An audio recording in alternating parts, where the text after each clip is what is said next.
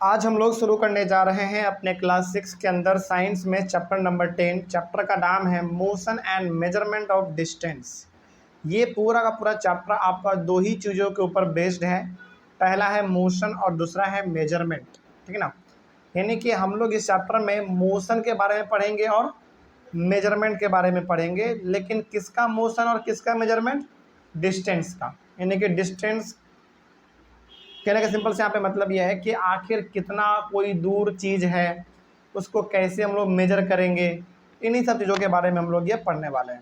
तो हमारा ये साइंस का चैप्टर नंबर 6 है, क्लास 6 के अंदर। चैप्टर का नाम है motion and measurement of distance. चलिए शुरू करते हैं। ये पूरा का पूरा चैप्टर आपका दो ही चीज़ों के ऊपर बेस्ड होने वाला है। पहला मोशन और दूसरा मेजरमेंट। चलिए चालू करें। रेडी? चलिए रेडी हो जाइए। सबसे पहला टॉपिक हमारा है, एनसीईआरटी के अकॉर्डिंग चलेंगे हम लोग। पहला है टॉपिक हमारा स्टोरी ऑफ ट्रांसपोर्ट। ट्रांसपोर्ट का मतलब होता है किसी भी चीज़ को एक जगह से दूसरे जगह पे लेके जाना, वही हमारा कहलाता है ट्रांसपोर्ट। तो यहाँ पे ट्रांसपोर्ट का ना बेसिकली हम लोग एक स्टोरी पढ़ने वाले हैं, कहानी पढ़ने वाले हैं कि आखिर ट्रांसपोर्ट को लेकर किस तरीके से हमारा समय बदला और किस तरीके से समय बदलने के साथ हमारे ट्रांसपोर्ट में डेवलपमेंट हुआ, है ना। जैसे पहले के लोग पैदल चलते थे, फिर पैदल के बाद वो जानवरों पे चलने लग गए, जानवर पे चढ़ के, फिर जानवरों के बाद वो बैलगाड़ी पे आ गए, बैलगाड़ी के बाद वो साइकिल पे आ गए, साइकिल से मोटरसाइकिल, मोटरसाइकिल से फिर 4 व्हीलर, है ना। अलग अलग प्रकार के गाड़ी धीरे धीरे हमारे पास आते चले गए। और आज तो हमारे पास ट्रेन भी है, एरोप्लेन भी है, बड़े बड़े सीप भी है ना। अलग अलग प्रकार का हमारे पास आज ट्रांसपोर्ट का फैसिलिटी है। तो हम लोग बेसिकली ट्रांसपोर्ट के स्टोरी के बारे में ही डिस्कस करेंगे। चलो चालू करते हैं। पहला पॉइंट इसमें लिखा हुआ है कि long ago people did not have any means of transport. यानी कि आज से यदि आप 1000 साल पीछे चले जाएंगे, आज से 1000 साल 2000 साल यदि आप पीछे चले जाएंगे, तो हमारे पास ना ट्रांसपोर्ट करने के लिए कोई भी साधन नहीं था। कहने का मतलब ये हो गया कि यदि आप आज से 1000 2000 3000 4000 5000 साल पीछे जाएंगे, तो उस समय पे आपको सामान ढोने के लिए, यानी कि सामान को एक जगह से लेके जाने, एक जगह से दूसरे जगह पे लेके जाने के लिए कोई ट्रांसपोर्ट का फैसिलिटी हमारे पास नहीं था। ठीक है ना।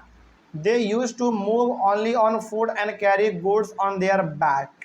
तो फिर सवाल है कि सर, जब उनके पास कोई भी साधन नहीं था सामान को यहाँ से वहाँ लेके जाने का, तो फिर वो लोग सामान कैसे लेके जाते थे इधर से उधर? पहला बात तो वो लोग अपना पैदल ही चलते थे, और दूसरा बात यदि उन लोगों को सामान लेके जाना होता था तो वो लोग अपने पीठ के ऊपर उसको रखते थे और फिर वो लोग आगे लेके जाते थे। पीठ के ऊपर नहीं तो फिर अपने सर के ऊपर भी लेके जाते थे। तो कहने का सिंपल से यहाँ पे क्या तात्पर्य है कि आज से 1000 साल 2000 साल 3000 साल पहले हमारे पास किसी भी प्रकार का ट्रांसपोर्ट का फैसिलिटी नहीं था। यानी कि हमारे पास कोई गाड़ी घोड़ा ये सब नहीं था, है ना, जिसमें कि हम आराम से सामान को लोड करें और एक जगह से दूसरी जगह पे लेके चले जाएं। ऐसा कुछ हमारे पास साधन नहीं था। ठीक है ना। तो फिर सवाल है कि कैसे लेके जाते थे? यदि उनको जाना होता था कहीं एक जगह से दूसरी जगह पे, तो वो लोग पैदल ही चल सकते थे। और यदि कोई सामान लेके जाना होता था एक जगह से दूसरी जगह पे, तो फिर वो लोग अपने सर के ऊपर उठा के लेके चले जाते थे।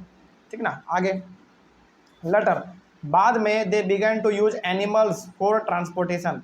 उसके बाद इन लोगों ने, यानी कि उसके बाद ह्यूमन बींग्स ने किसका इस्तेमाल करना चालू किया? एनिमल्स का इस्तेमाल करना चालू किया। एनिमल्स का इस्तेमाल इन लोगों ने दो चीज़ों के लिए किया।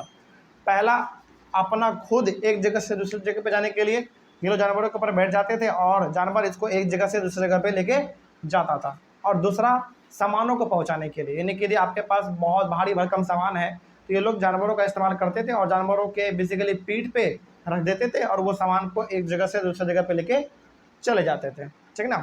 इसमें सबसे ज़्यादा यदि इस्तेमाल होता था तो गधा, फिर से घोड़ा, हाथी, ऊँट, बैल, इन सभी का इस्तेमाल हम लोग ज़्यादा करते थे उस समय पे, सामानों को या फिर आदमियों को एक जगह पे से दूसरी जगह पे लेके जाने के लिए।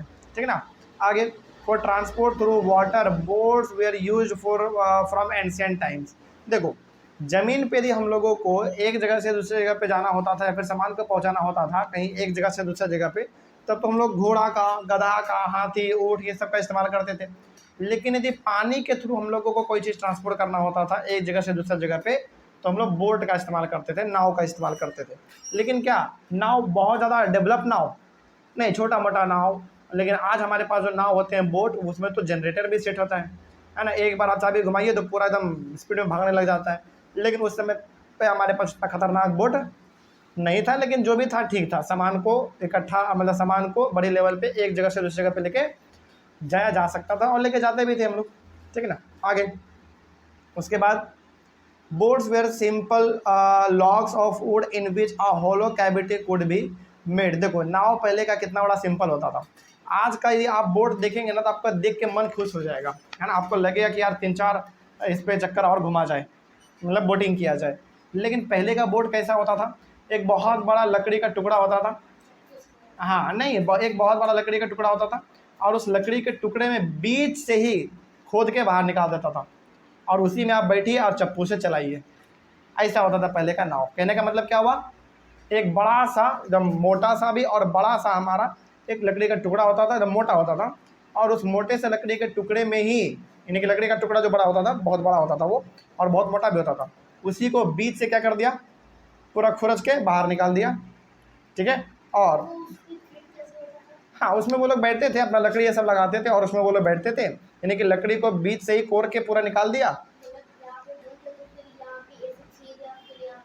हाँ बिल्कुल वैसा ही, मतलब पूरा एक लकड़ी है, लकड़ी का टुकड़ा बड़ा सा है, उसके बिल्कुल बीचों बीच पूरा उसको खखोर के बाहर निकाल दिया, है ना, पूरा एकदम काट के बाहर निकाल दिया, और वहीं पे वो लोग बैठते थे नीचे में, और वहीं से चप्पू चलाते थे। इस तरीके से हमारा पहले हमारा बोट चलता था।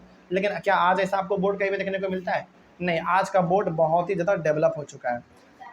हाँ आगे, later people learn to put together different pieces of wood and give shapes to the boats.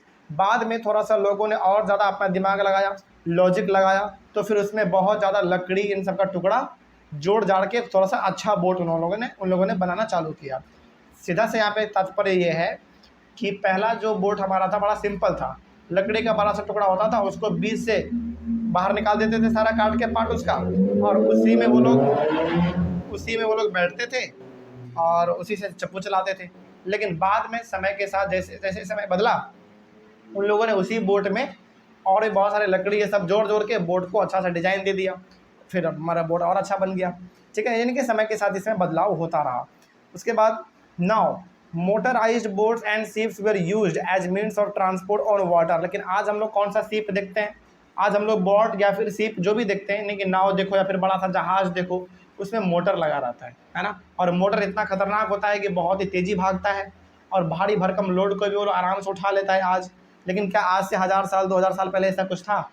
नहीं, ऐसा बिल्कुल भी नहीं था। पहले का समय बड़ा अजीब था हमारा, है ना। आगे बढ़ते हैं। About 1009 years ago saw the development of aeroplane. सोचो एरोप्लेन का डेवलपमेंट कब हुआ? जो एरोप्लेन हम लोग आज देख रहे हैं ये तो बहुत ही एडवांस फीचर है एरोप्लेन का, लेकिन एरोप्लेन का सबसे पहली बार शुरुआत कब हुआ, डेवलपमेंट कब हुआ? आज से मतलब कि 1900 ईयर्स अगो। सोचो ये बहुत बड़ी बात है, समझिएगा ध्यान से।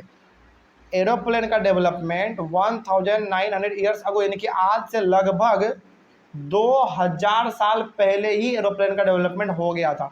लेकिन फिर आपके मन में सवाल होगा कि सर जब आज से 2000 साल पहले ही एरोप्लेन का डेवलपमेंट हो गया था तो वो लोग इस्तेमाल क्यों नहीं करते थे, है ना।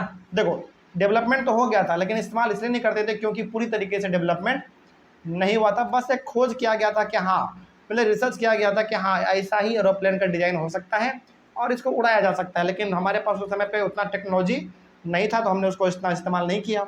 लेकिन आज चूँकि हमारे पास टेक्नोलॉजी है तो एक से एक एरोप्लेन हम लोग आज इस्तेमाल कर रहे हैं, है ना। लग्जरी से लेकर पैसेंजर वाला हर प्रकार का एरोप्लेन हम लोग इस्तेमाल कर रहे हैं आज। आगे, these were later improved to carry passengers और एंड गुड्स। वही एरोप्लेन जो एरोप्लेन आज से लगभग 2000 साल पहले डेवलप किया गया था, लेकिन टेक्नोलॉजी ना होने की वजह से हम लोगों ने उसको उतना इस्तेमाल नहीं किया। वही एरोप्लेन को आज थोड़ा सा इम्प्रूव कर दिया गया है और उस एरोप्लेन को आज हम लोग सामान और लोगों को पहुंचाने के लिए इस्तेमाल कर रहे हैं, है ना।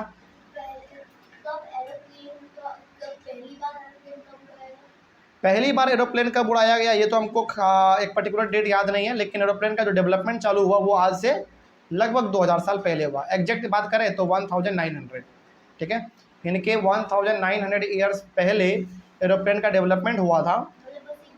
हाँ, बस एक डायग्राम, एक पूरा सा स्ट्रक्चर बन के बस तैयार था कि हाँ उन लोगों को पता था कि ऐसा ऐसा बन सकता है, लेकिन उस समय पे उन्होंने फाइनली उतना सीरियसली नहीं लिया था। लेकिन जैसे जैसे समय बदला वैसे वैसे हमारा एरोप्लेन डेवलप होता चला गया और आज हम लोग एरोप्लेन को सामान के साथ साथ पैसेंजर को भी इधर से उधर पहुंचाने का काम करते हैं। ठीक है, आगे बढ़ और आगे बात किया जाए तो electric trains, supersonic aeroplanes and space craft are some of the contributions of the 20th century. 20th century का बात करें तो इस 20th सेंचुरी में हम लोगों को अलग अलग प्रकार का और बहुत चीज़ देखने को मिले हैं ट्रांसपोर्ट के फील्ड में, जैसे इलेक्ट्रिक ट्रेन जो कि बिजली पे चलता है, सुपरसोनिक एरोप्लेन। सुपरसोनिक एरोप्लेन का मतलब होता है वो एरोप्लेन जो कि बहुत ही फास्ट भागता है, जैसे आपका फाइटर जेट ये सब होता है ना, वो सब इसका एग्जाम्पल हो गया। स्पेस क्राफ्ट हो गया जो कि स्पेस में जाता है, बेसिकली रॉकेट ये सब है ना। तो ये सब कब हम लोगों को देखने को मिला? 19th सेंचुरी में देखने को मिला। तो ये सब बेसिकली हमारा 19th सेंचुरी का मतलब sorry my mistake 20th century में, मतलब कि 1900 से लेकर आज तक का जो टाइम पीरियड है बेसिकली, मतलब आज तो हम लोग 21st सेंचुरी में जी रहे हैं, मतलब ये हो गया कि 1900 से लेकर 1999 तक, इस टाइम पीरियड को हम लोग कहते हैं 20th सेंचुरी। तो इस टाइम पीरियड में हम लोगों को electric train, supersonic aeroplane, space craft ये सब हम लोगों को देखने को मिला। तो ये था हमारा ट्रांसपोर्ट का स्टोरी। तो क्या समझा आपने इसमें कि सबसे पहले लोगों के पास किसी भी प्रकार का ट्रांसपोर्ट का फैसिलिटी नहीं हुआ करता था। उसके बाद फिर वो चलते कहते थे भाई, चलते थे अपने पैरों से और अपने सर के ऊपर सामानों को उठा के लेके जाते थे। फिर उन लोगों ने एनिमल का चालू किया रखना, यानी कि एनिमल का उन लोगों ने इस्तेमाल करना चालू किया। एनिमल के बाद वो लोग बोट का इस्तेमाल करना चालू किया, और बोट पहले बड़ा सिंपल होता था। फिर समय जैसे जैसे बदला बोट भी हमारा एडवांस हो गया, और आज हम लोग देखते हैं कि बोट हमारा मोटर वाला चल रहा है ना। और आज इतना ज़्यादा ट्रांसपोर्ट फैसिलिटी जो है इतना डेवलप हो गया है कि आज हमारे पास ट्रेन है, एरोप्लेन है, स्पेस क्राफ्ट है, सब कुछ हमारे पास है। तो ये था हमारा बेसिकली ट्रांसपोर्ट का एक अच्छा सा कहानी। क्या कोई डाउट इसमें? चलिए अगला टॉपिक हमारा होगा how wide is this desk. ये हम लोग अपने अगले टॉपिक को अगले क्लास में करेंगे। तब तक के लिए thank you very much. Next topic हम लोग डिस्कस करने वाले हैं अपने चैप्टर के अंदर, how wide is this desk. Basically इसमें ये कहा जा रहा है ना कि आखिर जो डेस्क होता है, डेस्क मतलब जो हमारा पढ़ने लिखने वाला होता है, वो कितना चौड़ा है। इसमें ना बेसिकली ये कहा ही जा रहा है कि आप सीखो मेजरमेंट करना। मेजरमेंट करने का मतलब हो गया कि किसी भी चीज़ को आप नापोगे कैसे, मेजर कैसे करोगे, कितना चौड़ा है, कितना लंबा है, या फिर कितना ऊंचा है। बेसिकली इन्हीं चीज़ों के बारे में हम लोग बात करेंगे।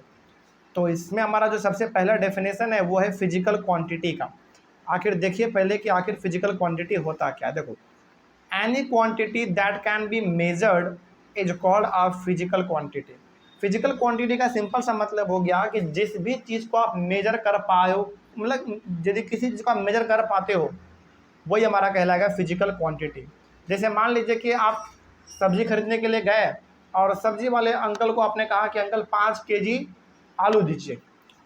आपने कहा दुकानदार को कि 5 केजी आलू दीजिए।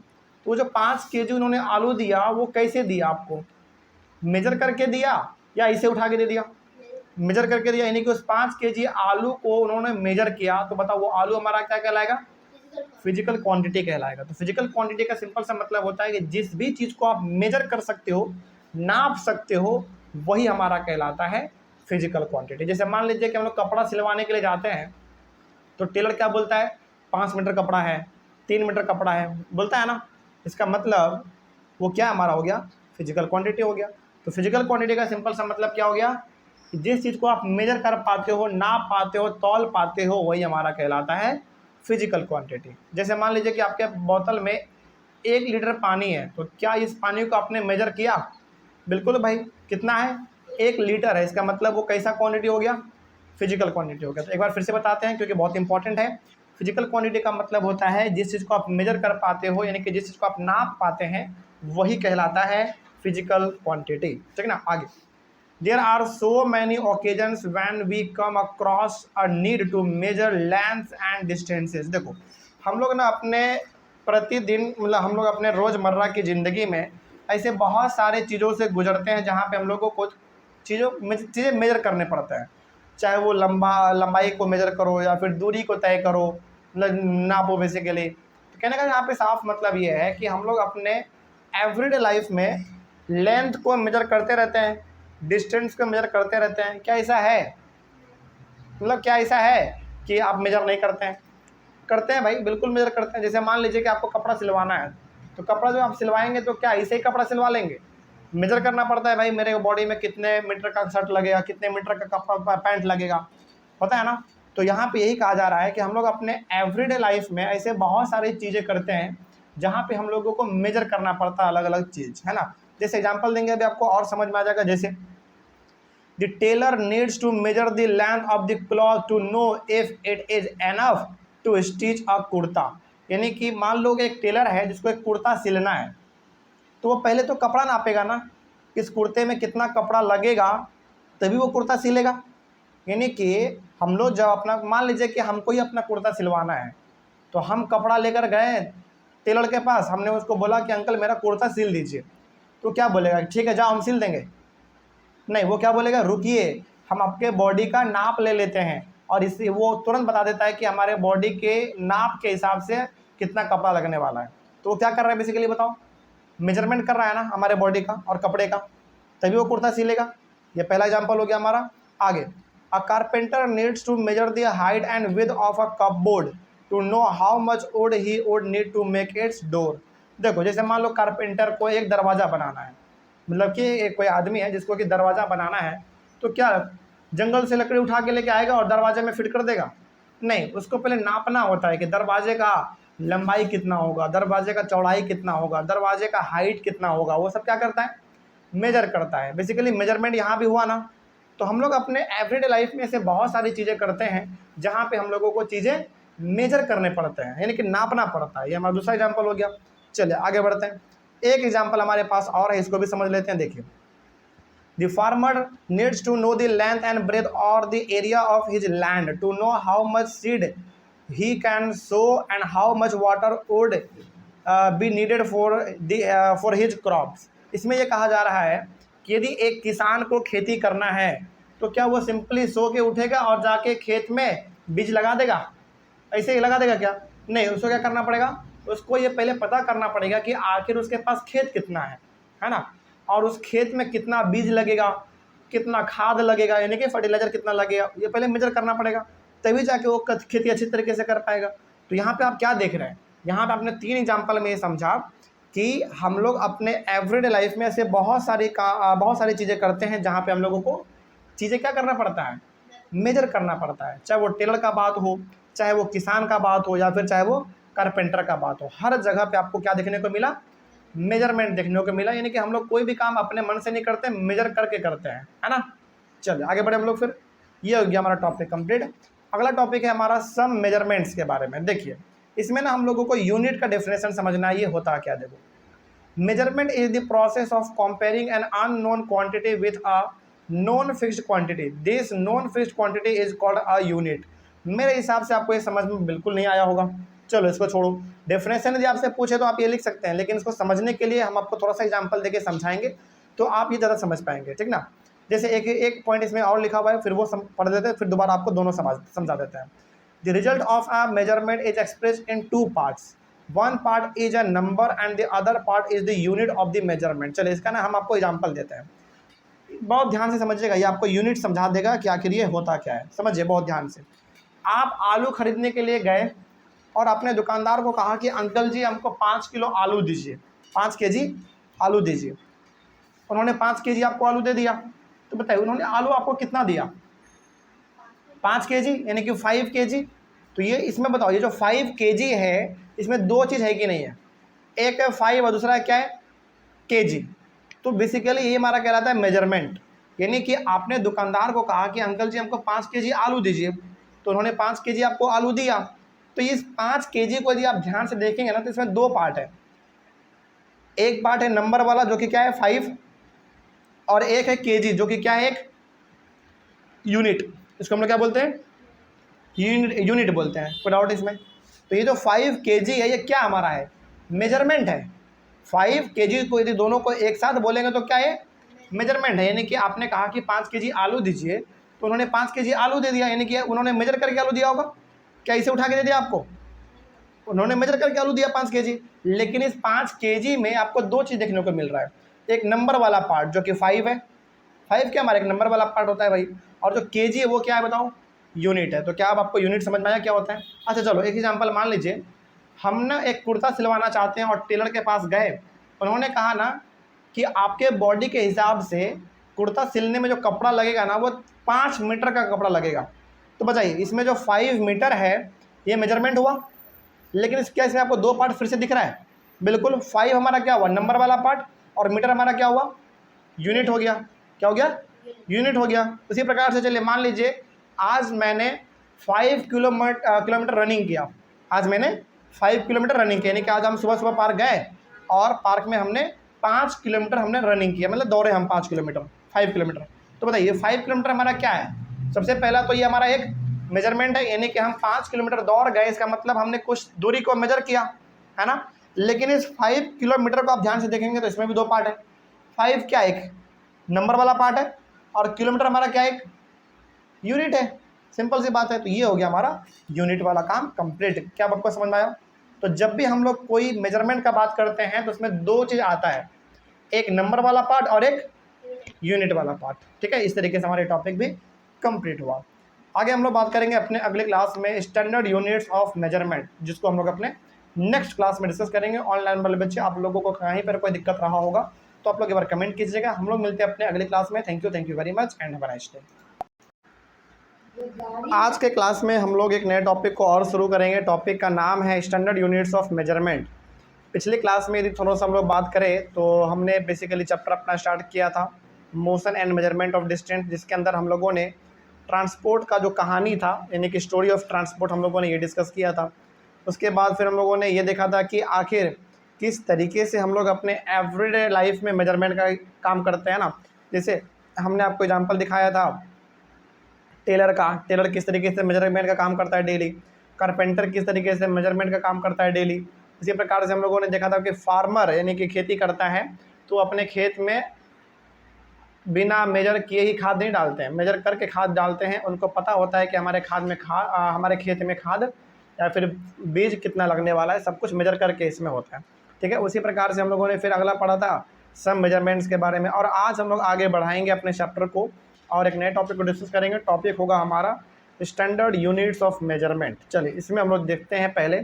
पहला हम लोग इसमें बात करेंगे conventional methods of measurement. Conventional methods of measurement का मतलब है कि पहले के समय में लोग चीज़ों को मेजर करने के लिए किस चीज़ का इस्तेमाल करते थे। क्या बोला हमने कि पहले के लोग किसी भी चीज़ को यदि मेजर करना होता था, यानी कि उसको नापना होता था, पता करना होता था कि कितना मीटर है, कितना लंबा है, कितना चौड़ा है, कितना गहरा है। यदि पहले के लोगों को ये चीज़ मेजर करना होता था तो कैसे करते थे। इसी को हम लोग कहते हैं कन्वेंशनल मेथड ऑफ मेजरमेंट। तो कन्वेंशनल मेथड्स ऑफ मेजरमेंट का मतलब हो गया पहले के लोग किस चीज़ का इस्तेमाल करते थे। आज तो हमारे पास सब कुछ है ना। आज तो हमारे पास डिजिटल मीटर भी, हम लोग आराम से पता कर लेते हैं। लेकिन पहले के लोग कैसे करते थे, वो 4 तरीका था। चारों तरीके के बारे में हम लोग एक एक करके जानते हैं। पहला है हैंड स्पैन। हैंड स्पैन में क्या होता था, length between the tip of the thumb and the little finger. Little thumb मतलब अंगूठा, अंगूठे से लेकर ये सबसे छोटा वाला जो उंगली है आपका, ये कितना लंबा है, यानी कि इसका लेंथ कितना है, इसी को हम लोग कहते थे हैंड स्पैन। याद रहेगा, यानी कि जो सबसे आपका छोटा वाला उंगली है उसके टिप से लेकर जो आपका अंगूठा है इसके टिप तक का जो दूरी है, इसी को हम लोग कहते हैं हैंड स्पैन, है ना। यानी कि पहले के लोग इस तरीके से भी मेजर करते थे कि आखिर कितना बार ये हो रहा है। तो इसको कैसे पता लगा सकते हैं? लंबाई चौड़ाई पहले लगाते ही नहीं थे पता, बस इसी से करते थे कि हाँ 5 बार है, 1 2 3 4 5 इस तरीके से। यानी कि लिटिल फिंगर का टिप और थंब का टिप इस तरीके से पहले वो लोग मेजर करते थे। जैसे मान लीजिए कि हमको ये टेबल को, ये जो टेबल का जो चौड़ाई है उसको हमको नापना होगा, तो कैसे नापेंगे, इस तरीके से 1 2 3, लगभग 3 हैंड स्पैन का है ना। इस तरीके से पहले के लोग मेजर करते थे। तो ये हो गया हमारा हैंड स्पैन। उसके बाद एक क्यूबिट। क्यूबिट क्या होता है, देखो, length between the tip of middle finger and elbow. Cubit का मतलब देखिए, एल्बो मतलब आपका ये कोहनी, एल्बो मतलब ये आपका कोहनी, यहाँ से लेकर आपका जो मिडिल फिंगर का टिप है यहाँ तक का दूरी को हम लोग क्या बोलते थे, क्यूबिट बोलते थे। मतलब कि ऐसे नापते थे हम लोग बेसिकली, 1 बार 2 बार 3 बार इस तरीके से। ओके, मतलब कि जो आपका कोहनी है यहाँ से लेकर आपका जो मिडिल फिंगर है इसके टिप तक के दूरी को हम लोग बोलते थे क्यूबिट। तो ये दूसरा तरीका हो गया पहले के ज़माने में मेजर करने का। ओके, तो ये दूसरा तरीका हो गया। पहला हैंड स्पैन में अंगूठा और लिटिल फिंगर, इसका इस्तेमाल करते थे हम लोग हैंड स्पैन में। लेकिन क्यूबिट में हम लोग कोहनी से लेकर मिडिल फिंगर के टीप तक का इस्तेमाल करते हैं हम लोग, ठीक है ना। ये हो गया हमारा क्यूबिट। उसके बाद है आर्म लेंथ। आर्म लेंथ का मतलब क्या है, देखो, length from shoulder shoulder to the tip of middle finger. Shoulder यहाँ तक, कंधा तक, यानी कि कंधे से लेकर पूरा जो मिडिल फिंगर का टीप है यहाँ तक के मेजरमेंट को हम लोग बोलते थे आर्म लेंथ, ठीक है। ऐसे भी हम लोग पहले मेजर करते थे।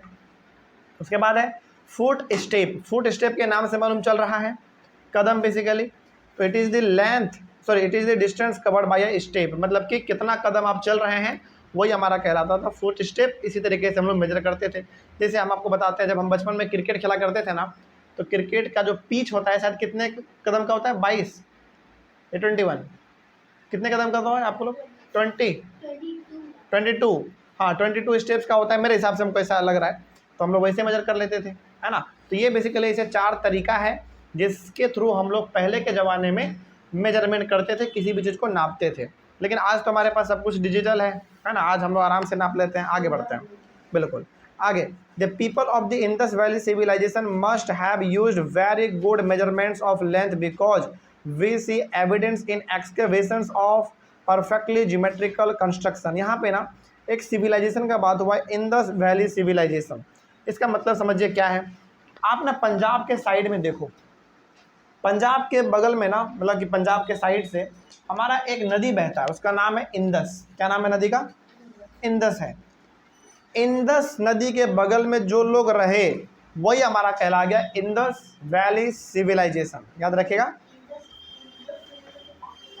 हाँ इंडस रिवर का जो पानी है ना पाकिस्तान में भी जाता है, ऐसा बात नहीं है, लेकिन भारत से होके ही जाता है, ठीक है। तो पंजाब के बगल में आप देखेंगे तो नदी है जिसका नाम क्या है, इंडस। और वहाँ पे पहले के लोग बहुत ज़्यादा रहते थे। क्यों रहते थे भाई, क्योंकि पानी बगल में था, पानी के लिए उनको तड़पना नहीं पड़ता था, कहीं जाना नहीं पड़ता था। तो इंडस नदी के बगल में जो लोग रहे लंबे समय तक, उस जगह को हम लोग क्या बोल दिए, इंडस वैली सिविलाइजेशन। और उस समय के जो लोग थे उस समय पे, वो सब तो मर गए, चले गए, ख़त्म हो गया सब कुछ। लेकिन आज जब हम लोग वहाँ पे जाके रिसर्च करते हैं तो हम लोगों को अलग अलग प्रकार का चीज़ मिलता है देखने को, जिसके थ्रू वो लोग मेजरमेंट करते थे पहले। यानी कि इंडस वैली के बगल में, मतलब जो हमारा नदी है इंडस, उसके बगल में आज हमारे पास बहुत सारे एविडेंस मिलते हैं, जिससे कि हम लोग ये पता लगा लेते हैं कि पहले के लोग इंडस नदी के बगल में जो रहते थे वो किस तरीके से मेजरमेंट का इस्तेमाल करते थे, ठीक है। तो बहुत सारे एविडेंस मिले हैं वहाँ से भी हम लोगों को, ये जानने के लिए कि आखिर पहले के लोग किस तरीके से मेजरमेंट करते थे, ठीक ना। आगे बढ़ते हैं। A cubit as the length from the elbow to the fingertips was used in ancient Egypt and was also accepted as a unit of the length in other parts of the world। यानी कि जो qubit वाला length हमारा था basically measurement करने का, qubit में क्या था भाई, क्यूबिट में कहाँ से कहाँ बताओ, हाँ एल्बो से लेकर मिडिल फिंगर का जो टीप है इतने दूर को हम लोग क्या बोलते थे, क्यूबिट। ये जो क्यूबिट तरीका था मेजर करने का, ये बहुत सारे देशों में फेमस था। जैसे इजिप्ट उसमें से हमारा एक है, बहुत अलग अलग जगहों में ये सिस्टम हम लोग इस्तेमाल करते थे, ठीक ना। आगे बढ़ते हैं। People also use the foot as a unit of length in different parts of the world. Foot यानी कि पैर का भी वो लोग इस्तेमाल करते थे चीज़ों को मेजर करने के लिए। आज से पहले के समय का बात हो रहा है, अभी हम लोग ऐसा कुछ करते हैं क्या, नहीं अभी हम लोग ऐसा नहीं करते, अब हमारे पास सब कुछ तरीका है। आगे बढ़ते हैं, उसके बाद और आगे बढ़ा जाए। In ancient India small length measurements were used as an angul, अंगुल का मतलब होता है फिंगर, और अब मुट्ठी, मुट्ठी का मतलब होता है फिस्ट, है ना। यानी कि इंडिया का बात करें तो इंडिया में ज़्यादातर हम लोग क्या इस्तेमाल करते हैं, हालांकि इस्तेमाल तो हम लोग अलग अलग प्रकार का चीज़ करते थे, यानी कि हम लोग भी इस्तेमाल करते थे हैंड स्पैन का, क्यूबिट का, आर्म लेंथ का, फुट स्टेप का, ये सब हम लोग भी इस्तेमाल करते थे। लेकिन हमारे इंडिया में ना एक दो प्रकार का बड़ा यूनिक चीज़ था, वो था अंगुली। यानी कि अंगुली से भी हम लोग मेजर करते थे, सोचो फिंगर से भी हम लोग मेजर करते थे, और मुट्ठी से भी हम लोग मेजर करते थे, 1 मुट्ठी, 2 मुट्ठी, 3 मुट्ठी, 4 मुट्ठी, इस तरीके से मेजर करते थे हम लोग पहले। नहीं ऐसा नहीं है, जैसे मान लीजिए कि आपको ज़मीन नापना है तो फुट स्टेप का इस्तेमाल करते थे, छोटा चीज़ को नापना है तो हम लोग फिंगर का या फिर मुट्ठी का इस्तेमाल कर लेते थे, ठीक है ना। ये चीज़ हम लोग अपने इंडिया में इस्तेमाल करते थे। आगे बढ़ते हैं, उसके बाद है मैट्रिक सिस्टम क्या होता है। चलिए डेफिनेशन हम लोग समझते हैं कि आखिर मैट्रिक सिस्टम क्या होता है, और हम आपको समझाएंगे कि आखिर मैट्रिक सिस्टम होता क्या है। ध्यान से समझिएगा। इन 1790 the French created a standard unit of measurement called the matric system. मतलब क्या हुआ इसका, समझिएगा बहुत ध्यान से। 1790 में फ्रांस में एक अलग ही प्रकार का सिस्टम लॉन्च किया गया चीज़ों को मेजर करने के लिए। उसी सिस्टम को हम लोगों ने क्या नाम दे दिया? मैट्रिक सिस्टम नाम दे दिया। अब सवाल है कि सर ये मैट्रिक सिस्टम में क्या था, बताइए जरा, कैसे इसमें हम लोग मेजर करते थे? चलिए नाम हम लोग समझेंगे इसके बारे में भी, लेकिन फिलहाल मैट्रिक सिस्टम समझाया क्या होता है। मैट्रिक सिस्टम का मतलब हो गया कि फ्रांस में 1790 का बात हो रही है, यानी कि 1790 में फ्रांस के अंदर वहाँ के लोगों ने ऐसा एक सिस्टम निकाल दिया चीज़ों को मेजर करने का, जिसका नाम क्या पड़ गया? Matric system. अब ये हम लोग ये जान लेते हैं कि आखिर मैट्रिक सिस्टम में होता क्या था। देखो, the system of units now used is known as the international system of unit, जिसको हम लोग बोलते हैं SI यूनिट शॉर्ट में। यानी कि जो मैट्रिक सिस्टम था उसी को हम लोग आज किस नाम से जानते हैं? International system of unit, short में हम लोग इसको बोलते हैं SI यूनिट। इसका मतलब होता है कि ऐसा यूनिट, यानी कि किसी भी चीज़ को मेजर करने का ऐसा तरीका जो कि पूरी दुनिया में लागू होता है। जैसे एग्जाम्पल के तौर पे केजी, मीटर, सेंटीमीटर, ये कुछ ऐसे यूनिट हैं जिसका इस्तेमाल हम लोग पूरी दुनिया में करते हैं। जैसे मान लीजिए, सपोज कीजिए कि इंडिया में हमने 1 केजी चीनी खरीदा, क्या यही चीनी 1 केजी अमेरिका में नहीं होगा? या फिर घट जाएगा या बढ़ जाएगा? बराबर रहेगा। क्यों बराबर हुआ भाई? क्योंकि जो केजी है वो कैसा यूनिट है? इंटरनेशनल यूनिट है, मतलब वो हर जगह पे चलता है, ठीक है ना। केजी हो गया, सेंटीमीटर हो गया, मीटर हो गया, ये कुछ ऐसे यूनिट है जो कि इंटरनेशनल यूनिट है, जो कि हर जगह पे चलता है। इंडिया में भी, America, Australia, Japan, Europe, Korea, कहीं भी चलता है, हर जगह चलता है, ठीक है। इसी को हम लोग कहते हैं international system of unit, short में इसको हम लोग कहते हैं SI यूनिट। तो इसका मतलब यहाँ पे याद रखिएगा कि 1790 में फ्रांस के लोगों ने एक अलग सिस्टम लॉन्च किया, डिजाइन किया बेसिकली चीज़ों को मेजर करने का, उसका नाम था मैट्रिक सिस्टम। लेकिन बाद में समय के अनुसार जैसे जैसे समय बदला, इसी मैट्रिक सिस्टम को क्या नाम दे दिया गया? इंटरनेशनल सिस्टम ऑफ यूनिट, जिसको शॉर्ट में हम लोग SI यूनिट बोलते हैं। आगे बढ़ते हैं। The SI unit of length is a metre. जैसे हम लोग बात करें किसी भी चीज़ को, यदि हम जैसे मान लीजिए कोई लेंथ है, मतलब लंबाई चीज़ है कोई, जैसे मान लीजिए कि सड़क आपका क्या होता है? लंबा होता है, वैसी बात है भाई। तो यदि लेंथ यदि हम लोग मेजर कर रहे हैं तो लेंथ का SI यूनिट क्या होगा? मीटर होगा। मतलब कि यदि आप सड़क वड़क नाप रहे हैं तो किस में नापिए? मीटर में नापिए। ये उसका हो गया, यानी कि सिंपल सा मतलब यहाँ पे है कि यदि आप लेंथ को नापते हैं, मेजर करते हैं, तो उसका SI यूनिट क्या होगा? मीटर होगा। मतलब कि मीटर में ही नापना पड़ेगा। हालांकि आप नाप तो किलोमीटर में भी सकते हैं, सेंटीमीटर में भी नाप सकते हैं, लेकिन एक सही तरीका क्या रहेगा? इंटरनेशनल लेवल पे मीटर रहेगा, है ना। तो किसी भी लेंथ को नापने का जो SI यूनिट है वो क्या है? मीटर है, ठीक है। आगे बढ़ते हैं। जैसे आगे बढ़ते, each metre is divided into 100 equal divisions called centimetre. इसको आप ऐसे भी याद रख सकते हैं कि 1 मीटर में कितना सेंटीमीटर होता है? 100 सेंटीमीटर होता है। इसको आप ऐसे भी याद रख लो, यानी कि 1 मीटर यदि कोई बोल रहा है तो इसका सिंपल सा मतलब है कि 1 मीटर में 100 सेंटीमीटर, ठीक है। आगे, each centimetre has 10 equal division called millimetre. अब देखो, 1 सेंटीमीटर में भी 10वां हिस्सा है हमारा। क्या मतलब है इसका? सिंपल सा मतलब यहाँ पे ऐसे समझो, 1 मीटर में कितना सेंटीमीटर? 100 सेंटीमीटर। और फिर 1 सेंटीमीटर में फिर कितना मिलीमीटर? 10 मिलीमीटर, ठीक है ना। वही बात यहाँ पे लिखा हुआ है कि 1 मीटर इक्वल टू 100 सेंटीमीटर और 1 सेंटीमीटर इक्वल टू 10 मिलीमीटर। कोई दिक्कत? लेकिन हमेशा ध्यान रखिएगा, सेंटीमीटर और मिलीमीटर या फिर किलोमीटर, ये सब हमारे लेंथ को मेजर करने का SI यूनिट नहीं है। फिर मेजर करने का क्या SI यूनिट है? मीटर है, ठीक है ना। लेकिन ये बात आप ये भी याद रखिएगा कि 1 मीटर में 100 सेंटीमीटर होता है, तो 1 सेंटीमीटर में 10 मिलीमीटर होता है। जैसे कि 1000 metre is equal to 1000 kilometre. नहीं, 1000 मीटर मतलब 1 किलोमीटर। नहीं समझे बात को? तो वही तो बोल रहा हूँ, हाँ बोलो। 1000 मीटर होता है, तो किलोमीटर से ऊपर कोई यूनिट है क्या? किलोमीटर से उतना बड़ा कोई यूनिट नहीं। किलोमीटर हमारे लेंथ का मेजर करने का सबसे बड़ा यूनिट हो गया, ठीक है। आगे बढ़ते हैं। उसके बाद, for measuring large distances we use a larger unit of length, it is called kilometre. कहने का मतलब क्या हुआ? यहाँ पे साफ साफ लिखा हुआ है कि लेंथ को मेजर करने का जो SI यूनिट है वो क्या है? मीटर है। लेकिन जब हम लोग बड़े डिस्टेंस को मेजर करते हैं तो वहाँ पे हम लोग मीटर का इस्तेमाल ना करके क्या करते हैं? किलोमीटर का इस्तेमाल करते हैं, क्योंकि वो थोड़ा सा ज़्यादा अच्छा रहता है। नहीं, माइल वाइल इसका यहाँ पे कोई यूज नहीं है। माइल का हम लोग इस्तेमाल इसलिए नहीं करते हैं क्योंकि माइल का इस्तेमाल भी बहुत कम होता है, पहला बात। दूसरा बात, ये हमारे SI यूनिट में भी नहीं आता है। माइल वाइल बहुत दूर का बात है, उसका वहाँ यहाँ तो जिक्र भी नहीं है उसका। तो कहने का मतलब सिंपल सा क्या हो गया, एक बार मोटा मोटी बताए आपको तो हम, लेंथ को मेजर करने का जो SI यूनिट है वो क्या है, मीटर है। और 1 मीटर में कितना सेंटीमीटर, 100 सेंटीमीटर।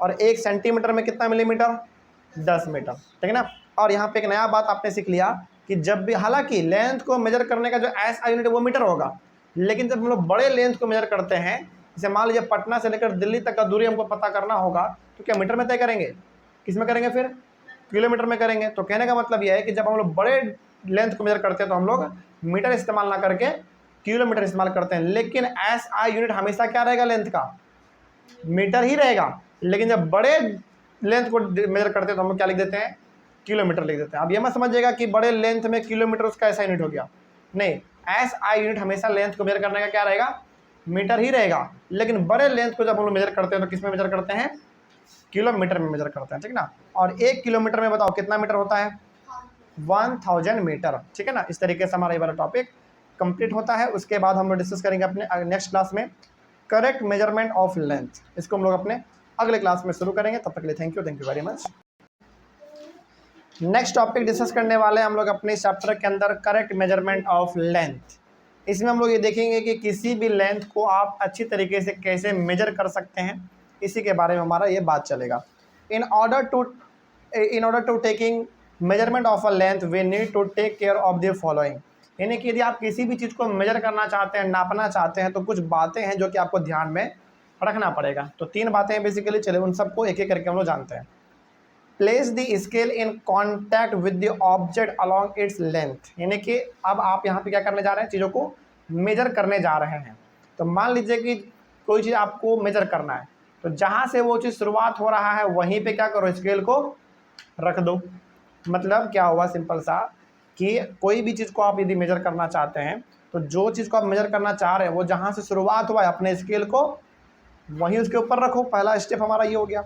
आगे, in some scales the ends may be broken, we may not be able to see the zero mark clearly, we should avoid taking measurement from the zero mark of the scale, we can use any other full mark of the scale, then we must subtract the reading of this mark from the reading at the other end। अच्छा, कई बार क्या होता है ना, हम लोग चीज़ों को मेजर तो करते हैं लेकिन उसका जो जीरो होता है वो टूटा हुआ रहता है। कहने का मतलब होगा कि एक हिस्सा उसका पूरी तरीके से गायब होता है।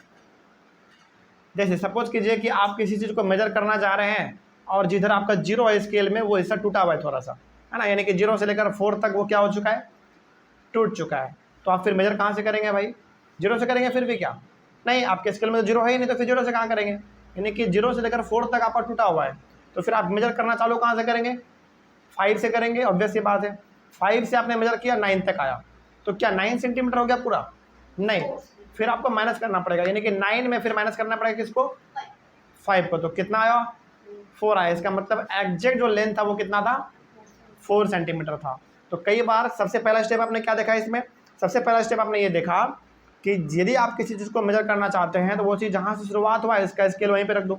और शुरुआत कहाँ से करना चाहिए, हमेशा 0 से करना चाहिए। लेकिन मान लीजिए यदि आपका स्केल में 0 नहीं है, वो टूट गया गलती से, तो जहाँ से है वहीं से आप शुरुआत करिए और बाद में उसको आप माइनस कर दीजिएगा उस चीज़ को, है ना। अगर हमें 5 सेंटीमीटर तक लेंथ मेजर करना है तब भी 0 से करेंगे। हाँ बिल्कुल, यदि आप 5 सेंटीमीटर का भी लेंथ यदि मेजर कर रहे हैं तो 0 से ही करेंगे। सही तरीका कहाँ से है, 0 से है। लेकिन मान लीजिए किसी कारण बस आपका 0 टूट गया है, स्केल का 0 1 2 3 4 5 6 ये सब गायब हो चुका है, तो जो बचा हुआ है वहीं से स्टार्ट करिए मेजर करना, और जो आखिरी तक है उसमें जितना गायब हुआ उसको माइनस कर दीजिए। सिंपल सी बात है ना, मेजर हो जाएगा। ठीक है, आगे बढ़ते हैं, इसी तरीके से करना चाहिए। अगला, our eye must be exactly in front of the point where the measurement is to be taken. और हमारा जो आँख है वो बिल्कुल सामने होना चाहिए, तिरछा नहीं होना चाहिए, बिल्कुल सामने होना चाहिए, ताकि हम लोग ये जान सके कि जो हम लोग मेजर कर रहे हैं वो सही तरीके से है कि नहीं है। तो इस तरीके से हम लोग मेजर करते हैं बेसिकली।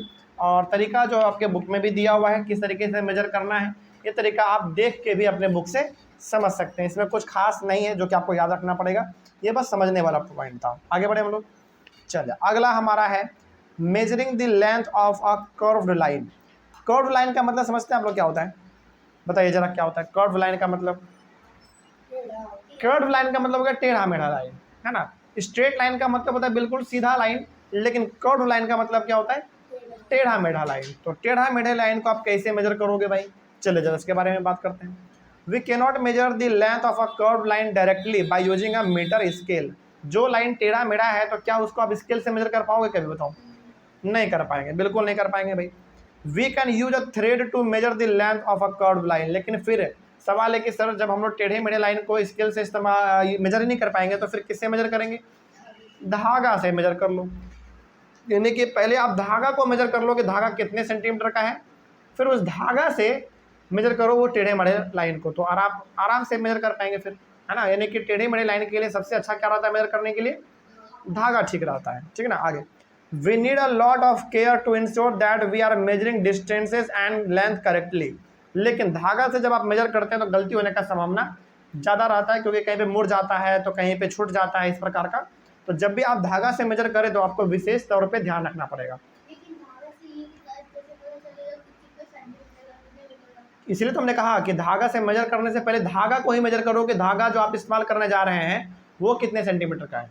यदि मान लीजिए कि धागा 20 सेंटीमीटर का है और कर्व लाइन भी 20 सेंटीमीटर का है, उसके ऊपर आपने धागा को रखा और पूरी तरीके से वो ढक लिया, इसका मतलब धागा 20 सेंटीमीटर का था तो कर्व लाइन भी कितने का होगा? 20 का होगा। तो धागा से मेजर करने से पहले क्या करेंगे? धागा को ही मेजर कर लेंगे कि धागा कितने का है, फिर मेजर करेंगे, आराम से हो जाएगा, ठीक है। तो कर्व लाइन की टेढ़े मेढ़े लाइन को मेजर करने का सबसे अच्छा तरीका क्या हो गया? धागा वाला हो गया हमारा, है ना। ये सबसे आसान तरीका रहता है और इसमें बहुत ही सावधानी से करना होता है क्योंकि इसमें गलती होने का संभावना भी ज़्यादा रहता है, ठीक है ना। आगे बढ़ते हैं। We need some standard units and devices with which we measure these distances और can convey our results to others. लेकिन क्या बताइए, धागा से मेजर करना एक सही तरीका कभी माना जाएगा? नहीं, धागा से मेजर करना कभी सही तरीका नहीं माना जाएगा। तो कर्व लाइन को मेजर करने के लिए भी क्या होना चाहिए? एक हमारे पास अच्छा सा टेक्नोलॉजी होना चाहिए, कोई डाउट इसमें? हालांकि टेक्नोलॉजी तो हमारे पास आ ही चुका है भाई अब, क्योंकि जैसे आप टेढ़े मेढ़े सड़क पे जाते हैं तो आपने कितना दूरी तय किया, तो क्या ये कार के मीटर में नहीं दिखाता है? बिल्कुल दिखाता है। तो हमारे पास स्मार्ट मीटर आज है, हम लोग सब कुछ आज पता कर लेते हैं, है ना। चाहे वो लाइन टेढ़ा मेढ़ा हो, सीधा हो, तिरछा हो, कैसा भी हो, हम लोग आज पता कर लेते हैं। तो ये टॉपिक हमारा यहीं पे कंप्लीट होता है। अगला टॉपिक हमारा है मूविंग थिंग्स अराउंड अस। इसको हम लोग अपने अगले क्लास में डिस्कस करेंगे। तब तक के लिए thank you very much. Next topic discuss करेंगे मूविंग थिंग्स अराउंड अस इस चैप्टर के अंदर, और हम लोग लगभग 3-4 टॉपिक हम लोग डिस्कस कर चुके हैं और उसी प्रकार के टॉपिक में से हमारा एक टॉपिक ये वाला भी है, मूविंग थिंग्स अराउंड अस। यानी कि हमारे पास जो आजू बाजू आप घूमता हुआ चीज़ देखते हैं उसी के बारे में हम लोग बात करेंगे। पहला इसमें है मोशन। मोशन का मतलब क्या है समझिए। When an object changes its position with respect to a stationary object with time, it is said to be in motion। इसको ना आसान तरीके से आप ऐसे समझिए, डेफिनेशन तो यहाँ पे लिखा ही हुआ है, लेकिन एग्जाम्पल के तौर पे आप समझेंगे ना, एग्जाम्पल से तो आप ज़्यादा समझ पाएंगे। देखो, मोशन का मतलब होता है यदि कोई ऑब्जेक्ट या फिर कोई चीज़ समय के साथ यदि अपने जगह को वो चेंज कर रहा है तो हम कहेंगे कि वो ऑब्जेक्ट किस में है? मोशन में है। इसका एग्जाम्पल समझिए। जैसे मान लीजिए कि 1 बजे हम पटना में थे, 2 बजे हम चले गए उत्तर प्रदेश, 3 बजे हम चले गए दिल्ली, 4 बजे हम चले गए गुजरात, 5 बजे हम चले गए राजस्थान। यानी कि जैसे जैसे समय बदल रहा है हम अपने जगह भी क्या कर रहे हैं? चेंज कर रहे हैं, बदल रहे हैं हम अपना पोजीशन। बताओ तो फिर हम किस में हुए? मोशन में हुए। यानी कि मतलब कोई भी चीज़ मोशन में कब होगा, कब कहेंगे?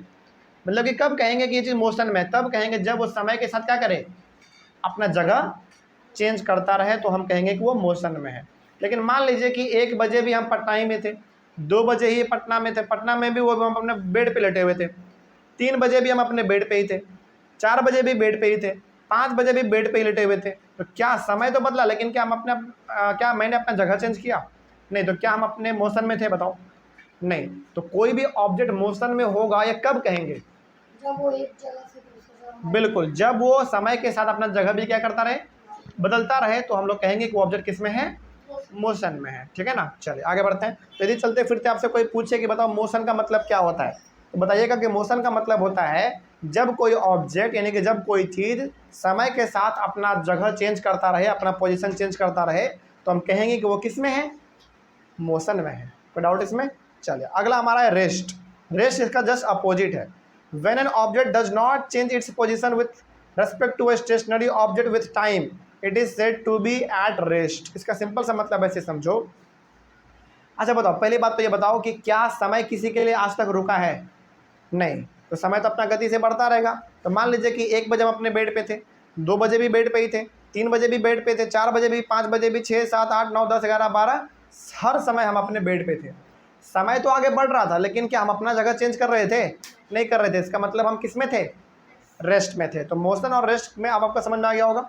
मोशन का मतलब हुआ कि यदि कोई ऑब्जेक्ट समय के साथ अपने जगह को चेंज कर रहा है, मतलब वो मोशन में है। लेकिन रेस्ट का मतलब क्या हुआ कि जो ऑब्जेक्ट समय के साथ अपने जगह को चेंज ना करे, उसको हम लोग कह देंगे रेस्ट। सिंपल। समय तो बदलता रहेगा, चलता रहेगा, लेकिन क्या आपने अपना जगह चेंज किया? नहीं किया, तो हमारा कहलाएगा रेस्ट। सिंपल सी बात है। तो मोशन में क्या समझा आपने? समय के साथ यदि जगह चेंज हो जाए तो मोशन, लेकिन यदि समय के साथ जगह चेंज ना हो, यानी कि समय बढ़ता जाएगा लेकिन समय बढ़ता जाएगा लेकिन आपने जगह अपना चेंज नहीं किया, तो हमारा रेस्ट कहलाएगा। कोई दिक्कत इसमें? चलिए आगे बढ़ते हैं। उसके बाद है हमारा टाइप्स ऑफ मोशन। अब इसमें आप ये समझिए कि मोशन कितने प्रकार का होता है। पहला है सर्कुलर मोशन, दूसरा है पीरियोडिक मोशन, तीसरा है rectilinear as well as rotational motion. चलिए 3 प्रकार का मोशन आपके एनसीईआरटी बुक में दिया हुआ है, तो इन सभी मोशन के बारे में हम लोग एक एक करके डिस्कस करते हैं। पहला है सर्कुलर मोशन। समझिएगा ये क्या है। When the objects move in a circular manner in relation to its own axis or around a fixed center is known as circular motion। Circular motion का मतलब हो गया यदि कोई ऑब्जेक्ट किसी चीज़ के गोल गोल घूम रहा है या फिर अपने ही जगह पे रह के वो गोल गोल घूम रहा है, इसी को हम लोग कहते हैं सर्कुलर मोशन। चलिए इसका ना एग्जांपल आपको देते हैं हम। हमारा जो अर्थ है वो सन के चारों तरफ घूमता है ना, तो बताओ ये किसका एग्जाम्पल हुआ? सर्कुलर मोशन का मतलब एग्जाम्पल हुआ कि नहीं हुआ? बिल्कुल हुआ। तो सर्कुलर मोशन का मतलब होता है कि जब कोई ऑब्जेक्ट किसी चीज़ के चारों तरफ घूमे या फिर अपने ही जगह पे चारों तरफ घूम जाए, उसी को हम लोग कहते हैं सर्कुलर मोशन। ठीक है ना। एग्जाम्पल अभी और देंगे आपको और समझ में आएगा। जैसे एन इलेक्ट्रिक फैन और the hands of a clock are examples of circular motion. जैसे आप ये पंखा ऊपर में जो चल रहा है, ये तो अपने जगह पे घूम रहा है। हमने क्या कहा? सर्कुलर मोशन का हमने मतलब ये कहा कि जो कि एक चीज़ के चारों तरफ घूमे या फिर अपने ही जगह पे चारों तरफ घूमे, तो हमारा क्या कहलाएगा? Circular motion. तो बताओ क्या ये हमारा जो पंखा ऊपर में चल रहा है, क्या ये एक सर्कुलर मोशन का एग्जाम्पल है?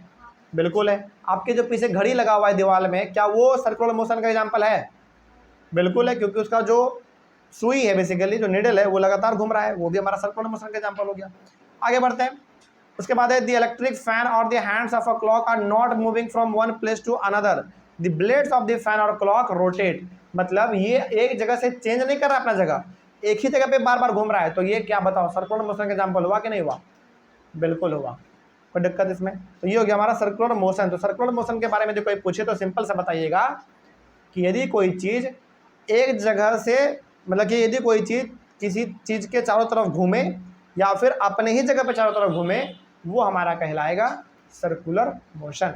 ठीक है ना। आगे बढ़ते हैं। उसके बाद हमारा है पीरियोडिक मोशन। पीरियोडिक मोशन क्या होता है? चले जरा इसके बारे में भी बात कर लिया जाए। The motion which repeats at regular intervals of time is called periodic motion. Periodic motion का मतलब होता है ऐसा मोशन जो कि बार बार रिपीट होता रहेगा। रिपीट होने का मतलब वो बार बार होगा, बार बार होगा। समझ रहे बात को? यानी कि किसी खास समय में वो बार बार रिपीट होता रहेगा, इसी को हम लोग कहते हैं पीरियोडिक मोशन। एग्जांपल देंगे और आपको समझ में आएगा। जैसे pendulum, tabla, swing guitar are some examples of periodic motion. जैसे आप एक बार गिटार को बजाते हैं, जो गिटार का जो धागा होता है, कभी आपने एक बार उसको जोर से खींच के छोड़ा है? बार वो रिपीट करता रहता है कि नहीं अपना साउंड? बिल्कुल। उसी प्रकार से पेंडुलम, वो घड़ी वाला टन टन टन टन करता रहता है ना, वो क्या हो गया? पीरियोडिक मोशन का एग्जांपल हुआ कि नहीं हुआ? यानी कि वो बार बार क्या करता है? अपने आप को रिपीट करता रहता है। अपना मोशन जो बार बार रिपीट करता रहता है, यानी कि बार बार वो चलता रहता है। हमारा रिपीट करता है मतलब वो बार बार दोहराता रहता है अपने आप को। तो ये हो गया हमारा पीरियोडिक मोशन। उसके बाद है rectilinear as well as rotational motion. चलिए इसमें क्या होता है देखो। When an object rotate as well as move forward simultaneously is known as rectilinear और rotational motion। हम लोग इसको दो नाम से जानते हैं, या तो आप इसको रेक्टिलिनियर मोशन कह दो या फिर रोटेशनल मोशन कह दो। इसका सिंपल सा मतलब है, देखो बड़ा सिंपल है ये। इसका सिंपल सा मतलब है कि जब आप किसी चीज़ को छोड़ते हैं और वो लगातार आगे बढ़ता चला जाए, उसी को हम लोग कहते हैं रेक्टिलिनियर और रोटेशनल मोशन। क्या समझा इसमें आपने? इसमें आपने सिंपली ये समझा कि यदि हम लोग किसी चीज़ को छोड़ दें और वो आगे ही केवल बढ़ता चला जाए, इसी को हम लोग कहते हैं रेक्टिलिनियर या फिर रोटेशनल मोशन। एग्जांपल अब मूविंग बॉल, यानी कि यदि हम लोग एक बॉल को जोर से फेंकते हैं तो क्या वो पीछे आता है या आगे ही केवल बढ़ता है? केवल आगे ही बढ़ता है, तो यही हमारा हो गया रेक्टिलिनियर या फिर रोटेशनल मोशन। कोई डाउट इसमें? नहीं, रोटेशन यहाँ पे वो नहीं है, यहाँ पे रोटेशनल का मतलब है जो आगे ही केवल बढ़ता रहे। रोटेशन और रोटेशनल में फ़र्क है ना, समझ रहे बात को। तो इस तरीके से हमारा ये रोटेशनल मोशन भी कंप्लीट हुआ, और इस टॉपिक के साथ हमारा ये पूरा का पूरा चैप्टर भी कंप्लीट हो गया। क्या आप लोगों को कहीं पर भी चैप्टर में डाउट रहा? चलिए आगे बढ़ते हैं हम लोग। फिर ऑनलाइन वाले बच्चे, आप लोगों को चैप्टर में कहीं पर कोई डाउट रहा होगा या फिर किसी भी टॉपिक में या फिर कहीं पर भी, तो आप लोग कमेंट कीजिएगा। हम लोग मिलेंगे अपने अगले क्लास में एक नए चैप्टर के साथ और एक नई शुरुआत के साथ। तब तक के लिए thank you very much and have a nice day.